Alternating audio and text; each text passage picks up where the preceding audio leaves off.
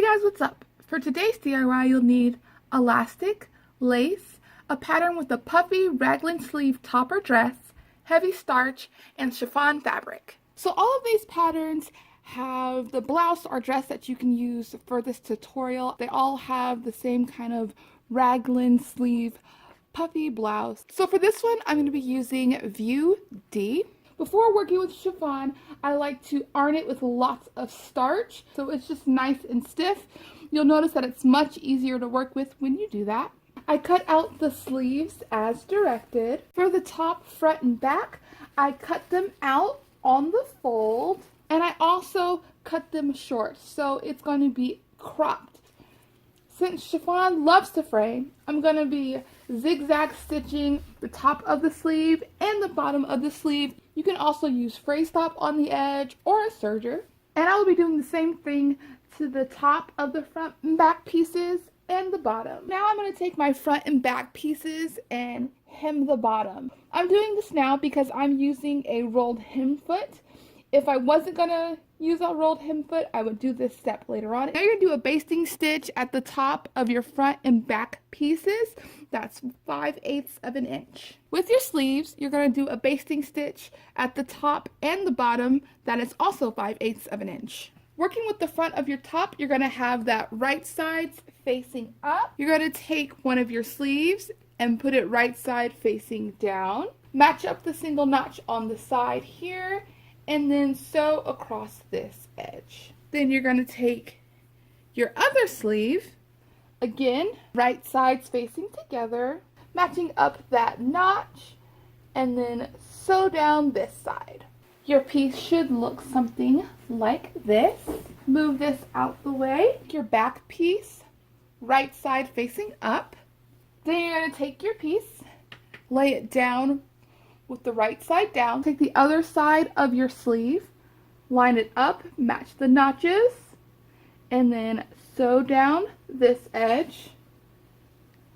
And you're going to do the same thing to the other side with the other sleeve. So to finish off all 4 of these sleeves, you can cut it down and then zigzag across the edge, or serge it, or hit it with some fray check. But before that, I put this little thread temporarily in the back because I don't have these notches to tell me what the front and the back are. Here's what my finished seam looks like. Now sew up the side seams, matching up where this seam is right here. And just sew down this edge and then do the same to this side. Finish that seam just like the other ones. If you didn't do a rolled hem foot, hem the bottom like this. Basting stitch about 1/4 inch from the edge. So now I'm going to fold this to the inside of my garment on that basting stitch, and then I'm going to stitch across this edge here. After you have that sewn down, you're going to fold it in again 1/4 of an inch, and then sew across this edge here. This is how it looks compared to a rolled hem. Take your blouse and turn it right side out. Now we're going to put our lace on the neckline, starting somewhere in the center back. If your lace has a right side, make sure it's facing up.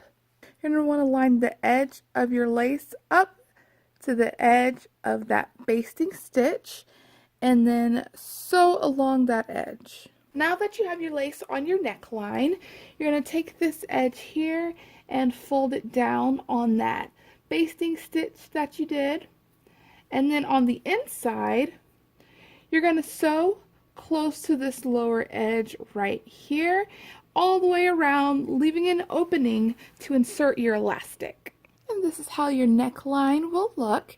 Now moving on to the sleeves, you're going to take your lace with the right side facing down. You can line your lace up right with the raw edge here, or if you want more of the lace showing, you can bring it down a little bit. But you want some of it to be past this basting stitch here. I'm going to just let it hang over about 1/4 of an inch. After your lace is sewn onto the edge of your sleeve, you're going to fold the edge inward right on that basting stitch that you did earlier. And then on the inside, you're going to sew close to this edge here, and again leave an opening for the elastic. Here's what the sleeve will look like once that casing is sewn. Now you're going to cut a piece that's the length of the elastic guide for the neckline, and then for the sleeves you're going to measure around your arm and add 1 inch, and then you're going to insert your elastic into all of the openings. After you have your elastic in your casing, you're going to overlap the ends and stitch them together. Just make sure you go back and forth a few times, and then staying close to the edge again, you're going to stitch the openings closed. This is the back. I just made a little bow with ribbon and stitched it down. When I pick up this blouse, I'll know right away where the back is, and you're done. All right, till next time. Bye.